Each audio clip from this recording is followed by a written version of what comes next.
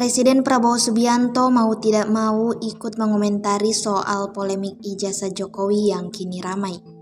Dalam rapat bersama kabinet di Istana Presiden, Senin kemarin, Prabowo tiba-tiba menyinggung terkait pihak yang mempersoalkan ijazah mantan presiden tersebut. Dia merasa heran setelah Jokowi memimpin Indonesia selama 10 tahun. Ada yang suka dan tidak, tapi masih ada saja yang persoalkan ijazah. Prabowo pun khawatir jika nanti ijazah dirinya juga akan dipertanyakan. Mantan Menteri Pertahanan itu juga awalnya membantah dirinya dikatakan presiden boneka yang dikendalikan Jokowi.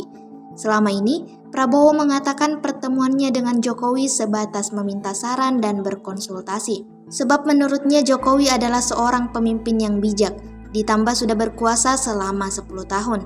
Prabowo pun mengingatkan jika dirinya bukan saja menghadap Jokowi, namun SBY dan juga Megawati Soekarno Putri. Ia bahkan berkelakar jika bisa menghadap Presiden RI yang sudah meninggal, ia akan lakukan.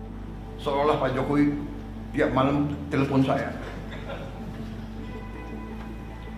Saya katakan itu tidak benar. Bahwa kita konsultasi, iya, itu seorang pemimpin yang bijak, yang konsultasi, minta pendapat, minta saran. Beliau 10 tahun berkuasa. Saya menghadap beliau nggak ada masalah. Saya menghadap Pak SBY tidak ada masalah. Saya menghadap Ibu Mega tidak ada masalah. Kalau bisa menghadap Gus Dur, bisa.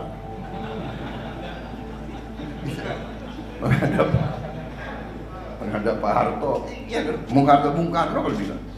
Tuh, minta pandangan, minta saran. Pak Jokowi berhasil 10 tahun, orang suka tidak suka. Masalah ijazah dipersoalkan. Nanti ijazah saya ditanya-tanya. Iya kan? Ini ada wartawan banyak ya. Download Tribun X sekarang. Menghadirkan lokal menjadi Indonesia.